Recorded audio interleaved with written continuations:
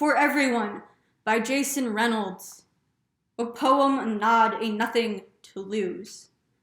1.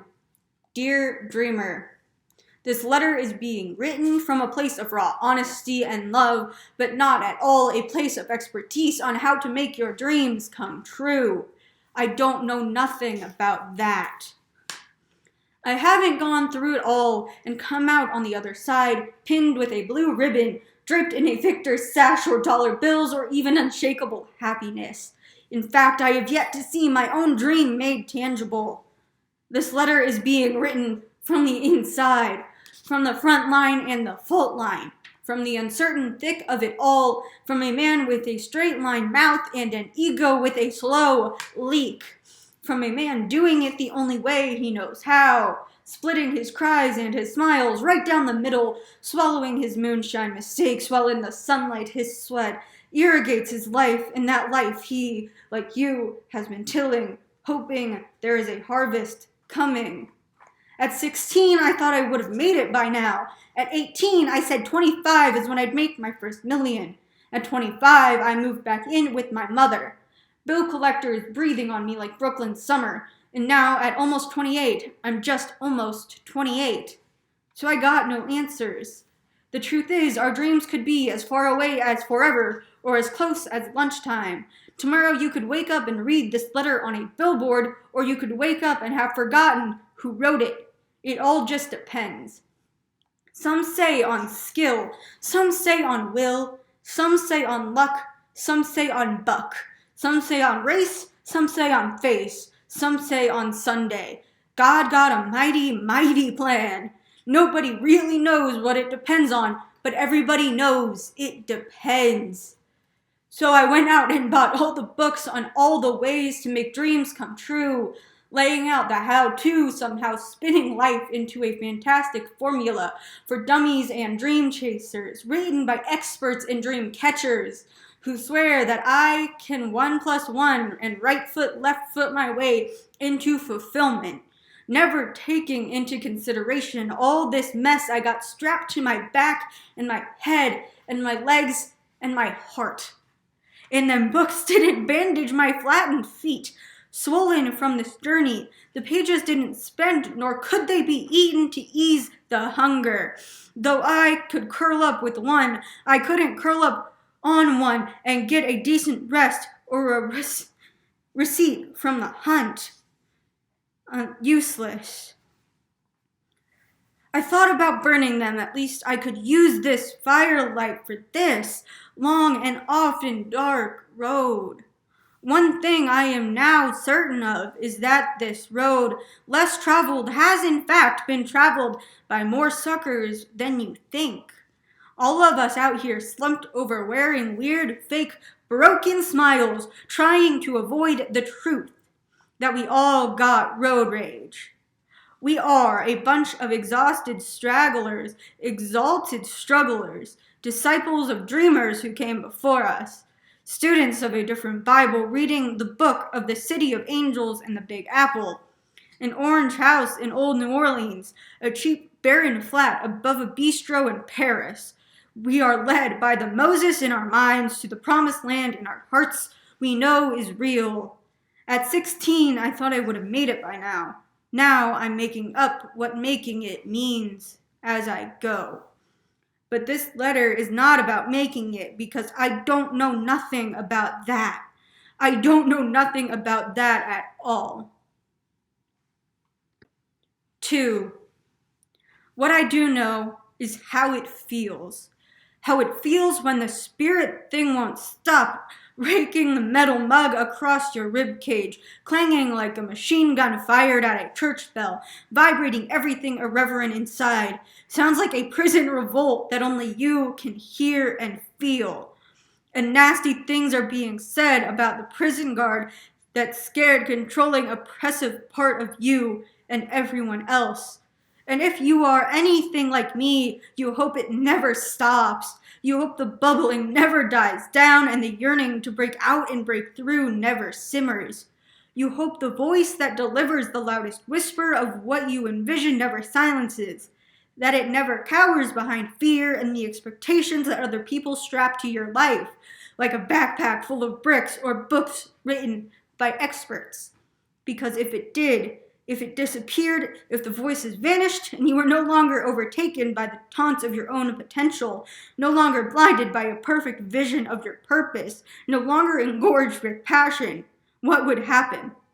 Well, I guess nothing. And to me, there is nothing scarier than nothing. Even when nothing seems to be going right, or nothing seems to be going right. I'd rather be bothered by the loud knocking on the door inside, even though I answered years ago. The knocking continues. I'd rather my appetite be whet by a teaspoon of almost there every now and then. I'd rather suffer from internal eczema, constantly irritated by the itch of possibility.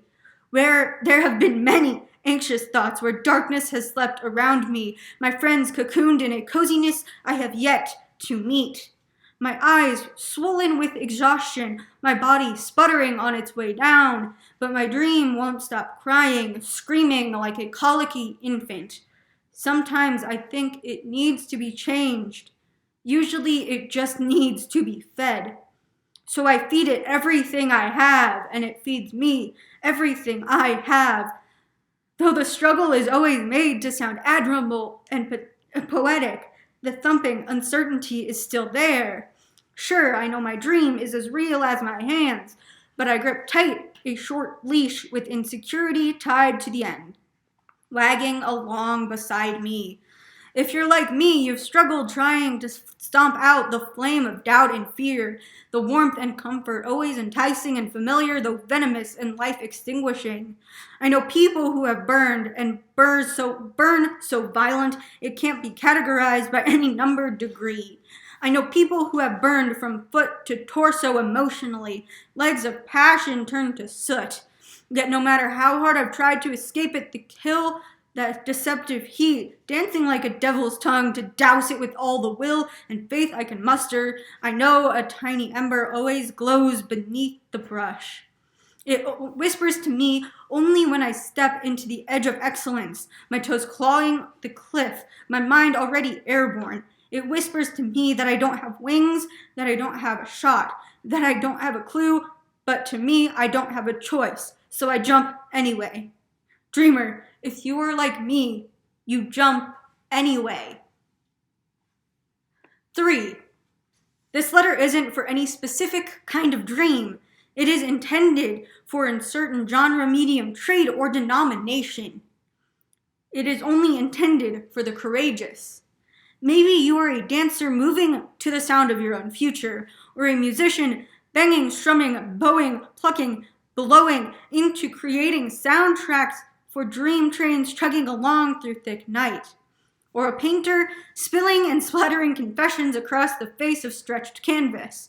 Or an actor praying at the altar of your alter ego. Or a photographer fingering down the button like a quick-draw cowboy, shooting not to kill anyone but to preserve forever.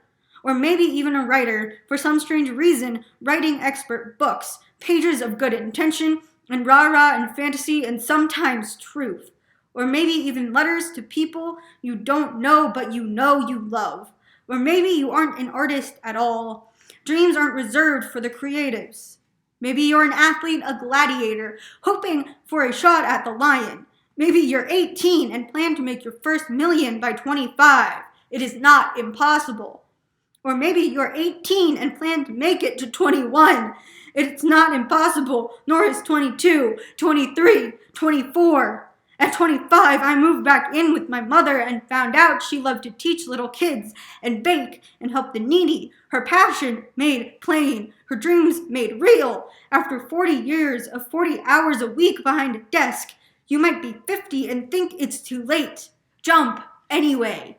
Dreams don't have timelines, deadlines, and they aren't always in straight lines. Jump anyway.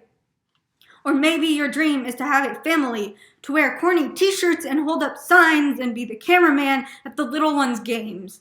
To kiss your child on head and heart, selflessly fertilizing his or her passion. Stay awake with them when the dream is crying like a colicky infant.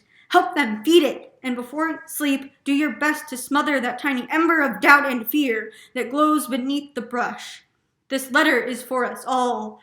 The awkward angels with crooked halos and second-hand wings, the irresponsible and curious fire-bellied babies, the deformed with hearts on the outside and ears on the inside, the squares use 9 to 5 cubes as planning sessions for the real work.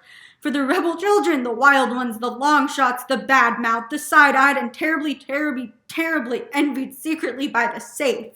For those who bear the cross, the 2 perpendicular planks of passion, who find life is best when nailed to it. For the jumpers, for the jumpers, for the jumpers. This letter is for us all, to remind us that we are many, that we are right for trying, that purpose is real, that making it is possible, because this letter is not about making it, because I don't know nothing about that. I don't know nothing about that at all. Besides, I'm not sure making it even matters so much. 4. When it comes to my dream, the way I like to describe it is that it's a rabid beast that found me when I was young. It bit me and infected me, but before I could catch it, it shot off into the darkness. Now I spend my life searching for it, hunting it down. I know I'm on its trail. I can smell it. I can hear it. Sometimes I think I can even see it.